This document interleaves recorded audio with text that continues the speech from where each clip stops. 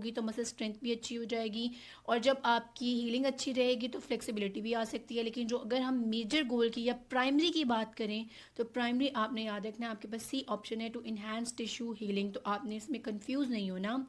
Next question देख लेते हैं, question number 2, Which modality uses electrical currents to stimulate muscle contractions?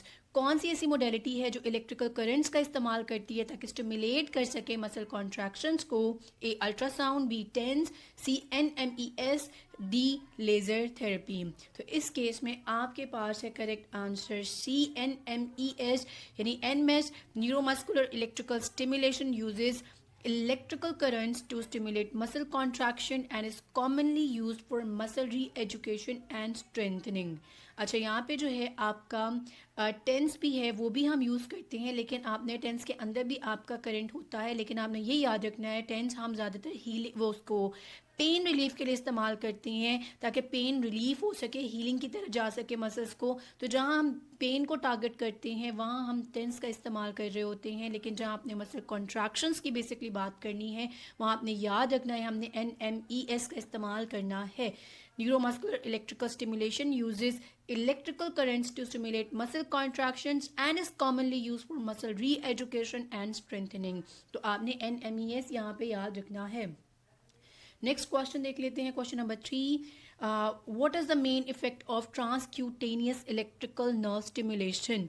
Main effect क्या होता है आपका टेंस का?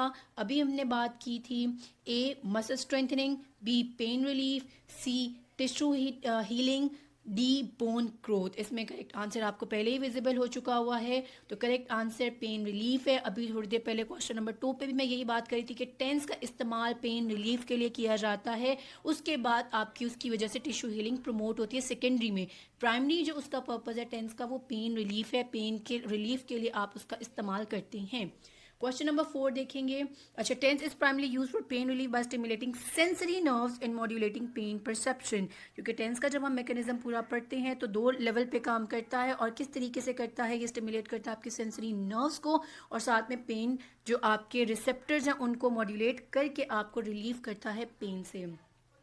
उसके बाद है question number 4, which type of current is used in इंटरफेरेंशियल current therapy?